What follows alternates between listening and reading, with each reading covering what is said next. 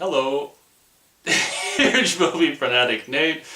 You know, you've done so many of these intros, you just get so sick of doing the same thing over and over, so I thought I'd change it up. So, hello, huge movie fanatic Nate, coming at you with yet again another, winter themed movie that I intended to review for a while ago, and so I bought this years and years ago, previously viewed at Movie Gallery, and the thing was so scratched up it didn't work, which was probably for the best. I found it subsequently, like maybe within the last year, $2 at half price. I'm like, oh, I have this, but it doesn't work, so I'm going to buy one that works, and it's just like, I don't know why. Anyway, which is a movie called EYE,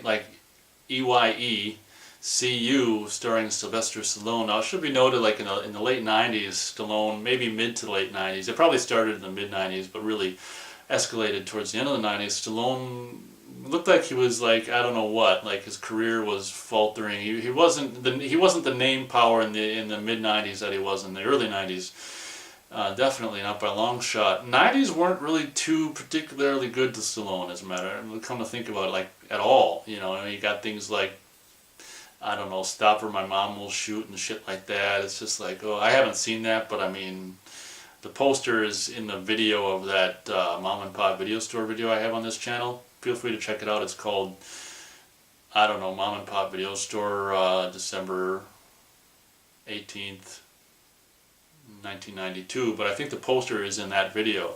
Stop or My Mom Will Shoot. All I've seen is the poster, obviously. I haven't seen the, well, it's not obvious, but I haven't seen the movie. Anyway, long story short, the 90s were none too kind to Stallone, and by the end of the 90s, he was, relegated to doing parts like this, and it kind of, this is almost more or less a B kind of, this is a really kind of a crummy movie. As far as I know, I mean, this is like, I think more or less direct to video. I don't think this was in theaters. I mean, ICU. And it's funny because it's got a lot of name power. You got Robert Patrick, you got Sylvester Stallone, you got Charles S. Dutton, and there's probably someone else in this movie of interest too. Oh yeah, that guy from,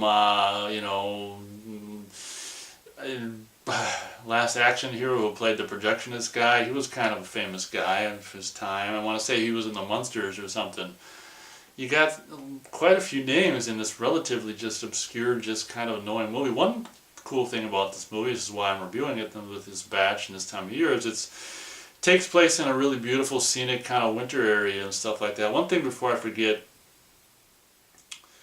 is this is like after, just several years after the movie Seven, and I think the guy who did the opening credits for Seven and probably did the opening credits for Eraser, I think did the opening credits for this, which is just I don't like these kind of opening credits. I mean, I guess they worked in Seven because at the time it was like the first time I'd really seen credits like that, and I'm pretty sure it's the same guy who did these opening credits. It's just like Seven, I think was pretty big kind of a hit at the time, and I think this is one of many kind of copycat movies. It's just like the first, I don't know, the first third of this movie is like, maybe not even that, like 20 minutes is just like Seven ripoff. And what's kind of cool is you think the killer is dead. I'm going to spoil this whole movie because it's you don't care anyway, but I when I was watching it, I thought that the killer was actually dead, and I thought that'd be really cool. As a result, the killer at the very beginning of this movie kills Stallone's girlfriend. He's going to propose to her, and she dies before,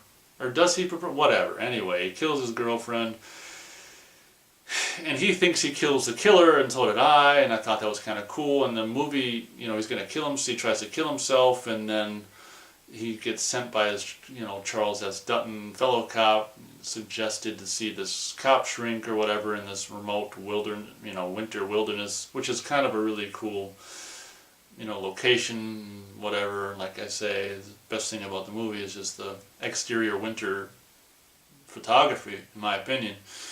And I just thought it was kind of cool, like, if the killer had been dead, like, what the killer, it's not about the killer in the movie, the killer just sends him on his journey of losing his girlfriend and depression, and he has got to deal with this next factor in his life. But what's kind of dumb is the killer really wasn't dead from the beginning. He just faked his death and put a different body there and hung him and whatever. And it's just, this movie's just dumb, and it's really hard to even sit and really watch for me. And ICU, I mean, it's like Stallone is just like, oh man, I mean, it's really like, Stallone's there and you can see and hear him, but he's so out of it. Like, well, I guess the character is though, but I don't know why, I don't know. Personally, I don't know why I took this part. It's really lame, and I want to say there's some other relatively well-known has-beens in this that I can't remember. But anyway, you got Robert Patrick and Charles S. Dutton and the guy from Monsters.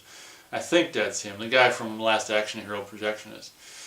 But, yeah, I guess I should have just, whatever. So, been happy with the DVD that didn't work, because having actually bought a $2 DVD that worked and watched it, it's just like, oh, boy, that's what I missed. Oh. So, if I could do it again, I probably wouldn't buy it and watch it, but I did, so whatever. It's lesson learned. Don't watch I See You. And that title's just kind of dumb too. It came out like I want to say it's like a year or two after Eyes Wide Shut. And it's just like, I see you. Eyes Wide Shut, I see you. It's just like, fuck. It's just basically a Seven ripoff, really.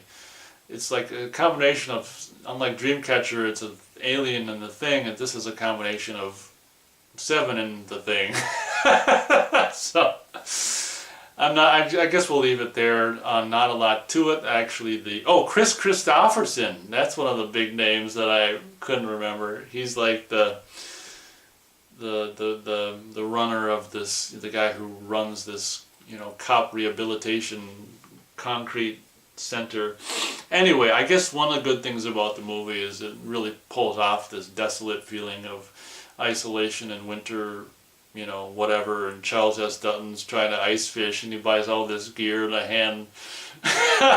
hand ice drill, and he walks out in his snowshoes in the middle of the lake, and he just tries to hand drill an ice hole, and he gets an inch down and he gives up, and it's just kind of funny. Like, it would have been cool to see more of Charles Dutton trying to do this country living than, if it was just a movie about that and his just failure at everything he tries to do with country living. That would have been funner than the movie is. But anyway, I think I'm just kind of rambling because I can. So, 1 star out of 4. Highly non-recommend. How do you say that? Very non-recommended.